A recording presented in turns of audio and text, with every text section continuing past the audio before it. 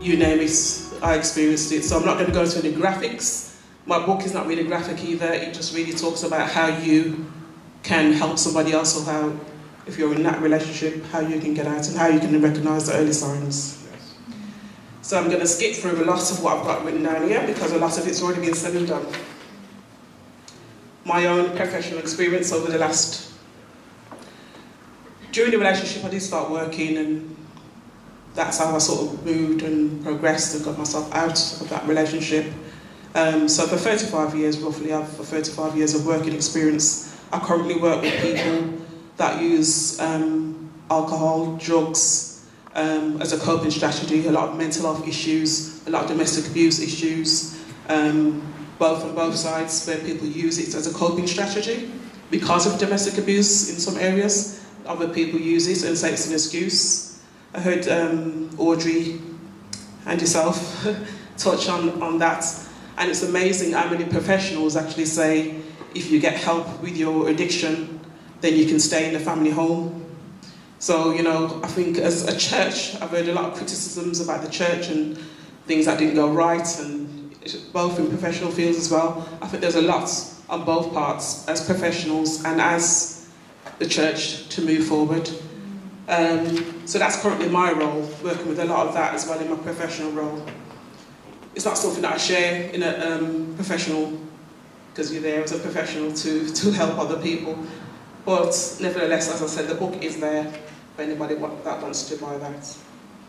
So I'm just going to go straight into my task. The emotional, how to become emotionally whole. I'd say it's a process. Yeah, because you don't just walk out of a relationship and because you've left the environments, you're fixed. It's a process. And as Christine said earlier, it's number one, forgiveness. And many people, I work with many bitter people that can't move on because they think they have the right to hold on to that bitterness because of what the person done to them. But for me, as a Christian, it was more about what God said. God said to forgive. Not because my emotions felt it, not because it was something that I felt that, oh, let me just do it because I'm Christian, but because God commanded it of me, because he was gracious to me when I was messed up, God forgave me. So for me, it was about releasing, and because my children's father came and asked for forgiveness as well, I also forgave him. And believe you me, I really felt a spiritual release. When I said, I forgive you, I felt so light, I felt so clean. There was something that happened inside. I can't explain it, but you felt that release inside of you, that to say, actually, God. And it's a process. Why I say it's a process? Because you don't just, your emotions don't catch up with it. You make that decision. You make a decision to forgive. And then when you forgive, you try to apply yourself, your behaviour to that. Yeah, to catch up with what you've actually said and what you're going to do. And when you honour God in that way, to say, I'm going to forgive, God will just help you to work through that process of forgiveness. So, as I said, it's making a decision. It starts with a decision to say, I'm going to do it, I'm going to forgive. Don't go based by your feelings, don't go based by your emotions. Just do it because it's what God says to do. Okay? And when you're in a relationship, you identify who the enemy is. Because sometimes, as we've already heard today, that the perpetrator will often blame you, say it was your fault, you did it, you know what I mean, you made me lash out or whatever. Don't make yourself a victim, you know what I mean, don't take the blame. So just make a decision to say, actually, it's not me, it's you. Do you know what I mean? I'm not in an argumentative way, but, you know, make that decision with your mind to say that, it's not you. So stop blaming yourself. Stop seeing him as... Sorry. Stop seeing him or her as a God. I'm just going to roll through it as I got it on the list. Stop internalising the negative thoughts. Because when that person's forever putting you down and saying negative words and things, and many people internalise it and they take ownership of it, and then that becomes like your low self-esteem, your low self-confidence, low self-worth. I mean, if somebody said to me years ago, come up here and speak, you'd have no chance. But I'm here because I'm doing it because, you know what I mean, at the end of the day, God gets the glory. So don't keep the abuse secret.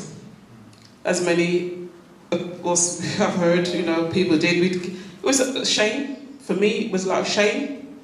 It was fear of what would happen if I went and told anybody else. For 17 years, I went through abuse. I never once called the police. My family didn't know, nobody knew nothing about it. So even the other day when my mum read my book, she was like, huh?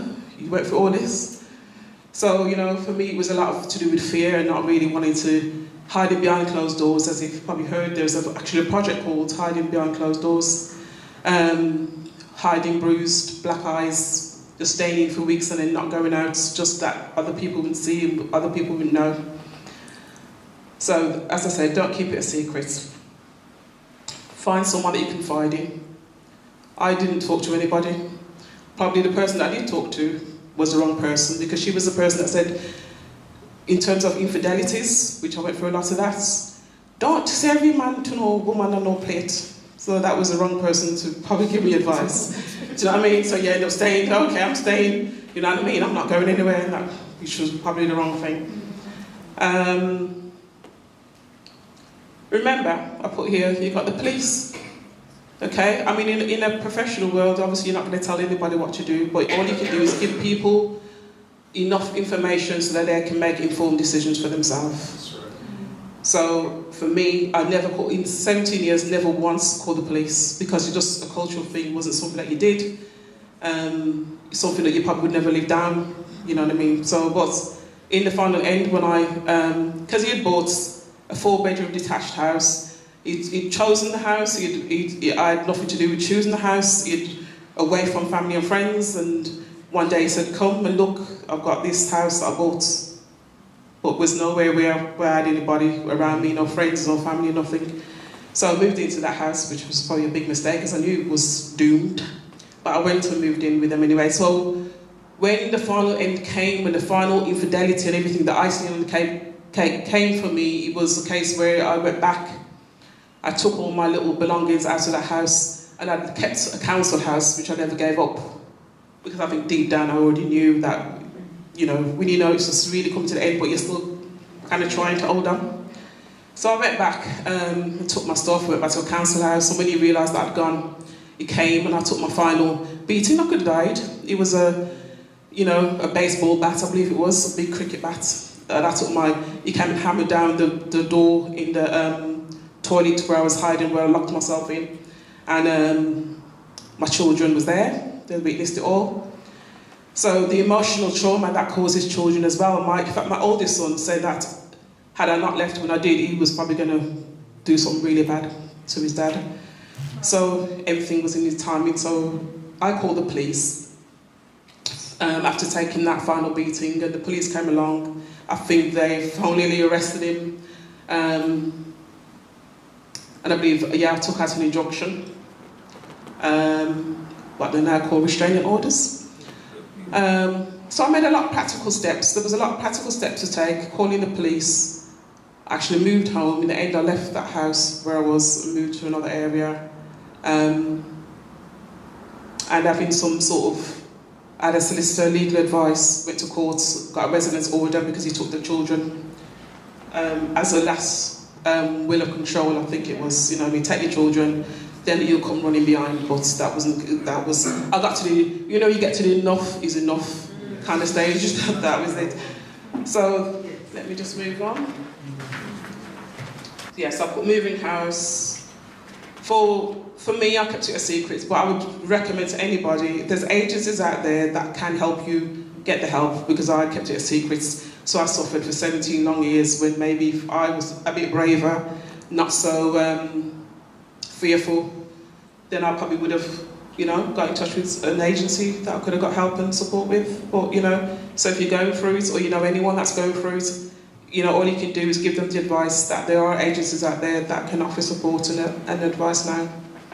For me, as I said, emotional healing, it is a process, and it doesn't happen overnight.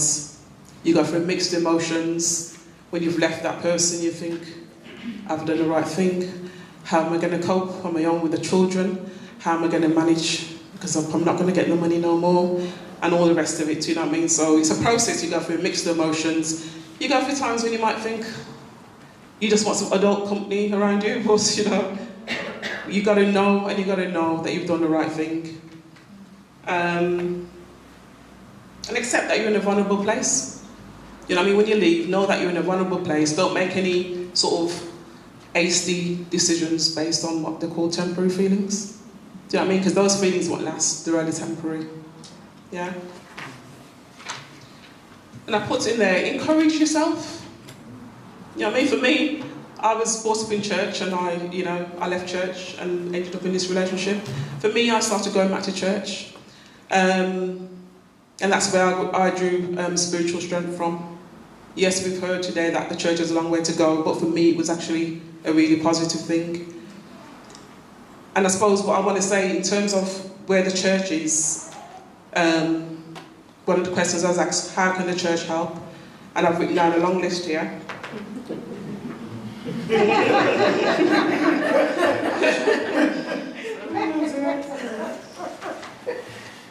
I'm skipping a lot of it, so... Hand it to him later. Yes.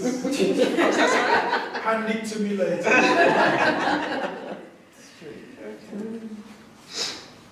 Okay. In terms of the church helping, I think it requires people that are really passionate about this area of supporting people. You can't just be because you're in a ministry and just do it because it's something that the church does. I think you really have to be particularly passionate about it. So I'm just going to roll through the list.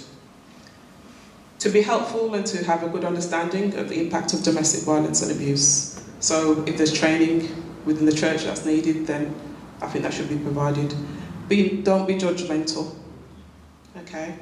Allow the person to speak, because sometimes we almost want to say, oh, go and do this, take that, you know what I mean, and give them advice, but sometimes just listen and don't be judgmental.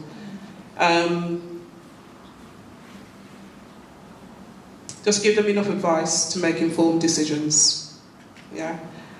Be understanding and empathetic that the person disclosing may not be able to articulate everything about how they're feeling in words.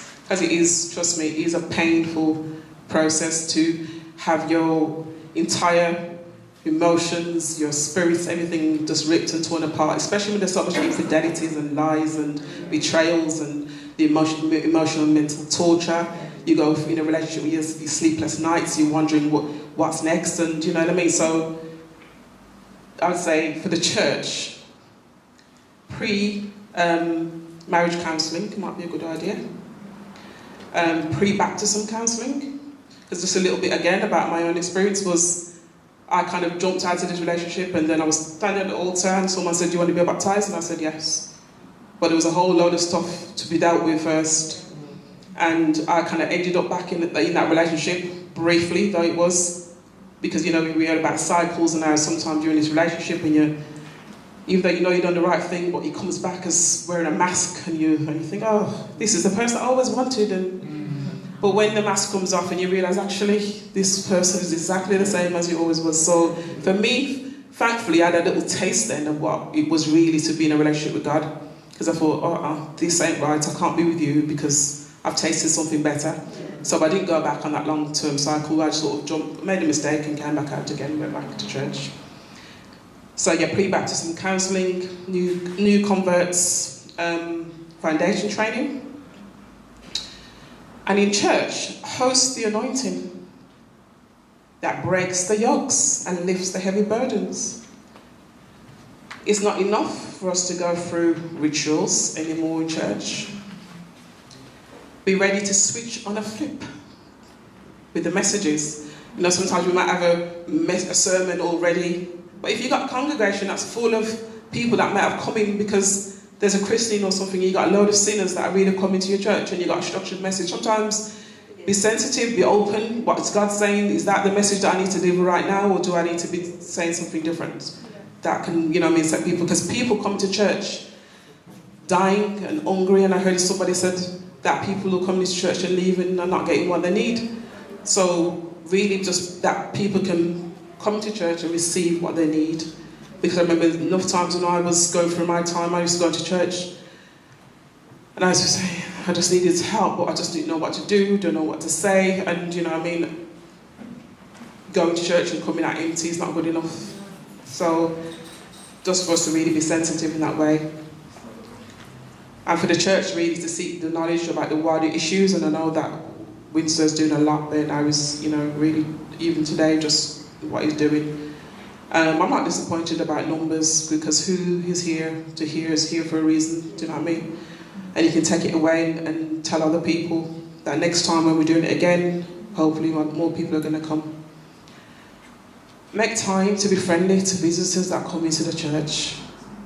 So many times people come into church and, you know, you feel a bit odd because you're a visitor and you don't really know nobody, and you know, and people get cliquey and they go and shake who they know, whose hands they know, and you're there and you're thinking, okay, I've come here, I want to feel that love, that compassion. And too many times people come into church and they're being bypassed because your face don't fit or whatever, but we need to be showing ourselves more friendly to people that come into church. As I'm going on to talk about wearing love and compassion for visitors, it's the same sort of thing. There are little and no programs for perpetrators, and I'm just putting a question out there to the church. Do we have the answer? I know we say about signposting and professionals, and yes, there's a lot of practical things to be done, but do we have the answer in the book? That's just a question I'm leaving there. In terms of people that are married and in relationships in the church and are going through abuse, I'm going to put another question out there. Do you submit to somebody that's not submitted to Christ? That's just a question I'm leaving there again. I'm not touching it. I'll leave that for Wednesday. And I put, remember that the gospel is bigger than a Sunday sermon. It is through greater works, healing the sick, living the overflow by reaching the community. Yeah, so sometimes churches can just get ritual, it's a Sunday thing, and if people outside are not reached, then they're not reached, but it's about outreach now, you know what I mean? It's end times, we really need to think. Because there's some people, if you're honest, they're never going to come into a church. Some people will never come to church, but it might have been bad experiences from when churches were the way they were. You know what I mean? A lot of churches, we've still got a long way to go, but you know, some people may never ever come into a church. So what are we going to do as the body of Christ, or people that, even whether you're Christian or not, what are we going to do? So, living and giving others the good news that there is hope, no matter what ethnicity, culture, or gender, that Jesus Christ, He still is in the healing business. He reached me. When the church, unfortunately at my time, the church couldn't reach me, God reached me where I was. If you read my book, it's not just about domestic violence, it's a lot more the aftermath. It talks about a lot of trauma that I went through. But I'm not going to give everybody everything away, because the book is there. It's there for you to read on. Okay, so don't be afraid of people who come in from different backgrounds. Because, you know, the truth of the matter is, there are some serious people out there.